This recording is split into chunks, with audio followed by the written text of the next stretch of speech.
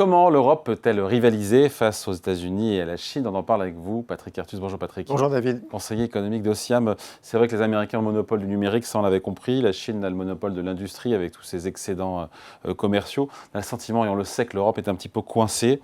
Quelle stratégie si on est mangé par les Américains sur la tech et par les Chinois sur l'industrie? On pourrait dire mettre des droits de douane qu'on a commencé à faire sur les voitures électriques. Il faut aller plus loin. Alors d'abord, c'est la triste réalité que l'Europe a des déficits extérieurs croissants vis-à-vis des États-Unis sur les services numériques. Au premier trimestre de 2026, le déficit de la balance commerciale des services, alors c'est essentiellement des services numériques et des services financiers, de l'Europe vis-à-vis des États-Unis, c'est 30 milliards de dollars. Donc c'est sur une pente de 120 milliards de dollars par an, et ça croît, bien sûr. Et puis la Chine a eu 100 milliards de dollars d'excédent commercial vis-à-vis de l'Europe au premier trimestre. C'était 330 milliards dans l'année 2025, et on est sur une pente à plus de 400 milliards de déficit commercial de l'Europe vis-à-vis de la Chine. On met des droits de douane. Alors, la Chine. Non bon, c'est une bonne idée ou pas alors? Bon, alors d'abord, il faut regarder d'où ça vient. D'où vient ce problème européen? Ce problème européen vient du sous-développement de la tech. Si vous regardez la valeur ajoutée de la tech, alors la tech, c'est les entreprises technologiques, c'est les entreprises de communication, etc. Ça fait 7 points de PIB aux États-Unis, ça fait un peu plus de 4 points de PIB en Europe. C'est pratiquement de 1 à 2. Donc la tech est sous-développée. Si vous prenez l'intelligence artificielle, il y a 75% de la puissance de calcul liée à l'IA qui est aux États-Unis, il y a 1% de la puissance de calcul en Europe. Wow. Donc c'était la même chose sur Internet. Les nouvelles technologies se développent extraordinairement lentement en Europe. Deuxième raison, la faiblesse de la recherche-développement dans les entreprises. Les entreprises européennes font à peu près 2 fois moins de recherche-développement que les entreprises américaines. Ce n'est pas un problème de recherche fondamentale. La recherche fondamentale en Europe est très bonne, mais les innovations de rupture sont développées aux États-Unis industriellement et pas en Europe. Troisième sujet, l'inefficacité des aides publiques. L'Europe saupoudre d'aides publiques les entreprises, alors que les États-Unis ont une stratégie. Et par exemple, la DARPA dit il va falloir que le secteur privé développe un lanceur, par exemple un lanceur qui réatterrit, et donc on a de l'argent public pour cette... Comment on riposte? J'entends, mais comment on riposte, nous, Européens? Et puis, dernier point très important, la segmentation du marché européen. Ouais. Si vous regardez, il y a une étude du FMI qui a fait beaucoup de bruit, qui montre que la segmentation du marché des biens en Europe, c'est équivalent à un droit de douane de 42% entre les pays européens. La segmentation, c'est qu'en fait... C'est les biens ou les services, c'est pire pour les services, la segmentation des services, c'est équivalent à un droit de douane de plus de 110%. Donc ça veut dire que si vous êtes un opérateur de télécom, vous êtes national. En Europe, il y a 3 opérateurs de télécom par pays. Donc il y a 75 opérateurs de télécom. Si on était les États-Unis, il y aurait 3 opérateurs de télécom pour les États-Unis. Donc on n'a pas la masse critique sur les services ou sur l'industrie. Et puis il y a aussi des points politiques.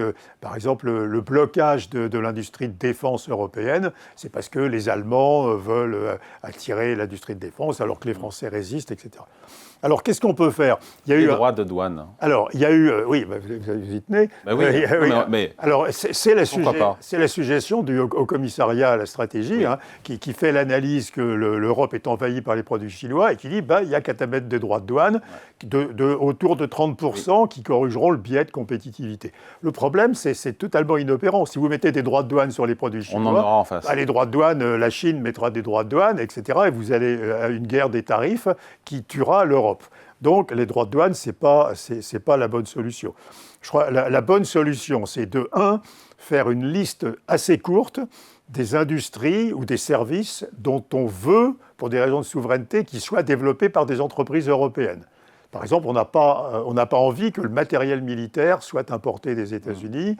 On n'a pas envie que les standards téléphoniques ou les relais téléphoniques soient importés de Chine. On a envie d'être autonome. Donc, il faut une liste courte.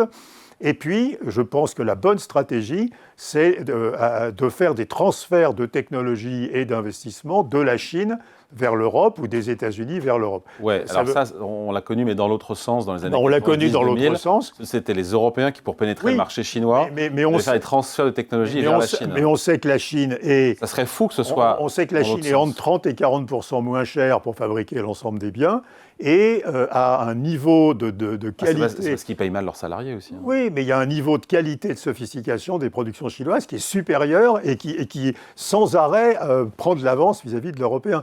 Donc, essayer de la réindustrialisation de l'Europe avec des opérateurs européens, c'est complètement perdu d'avance.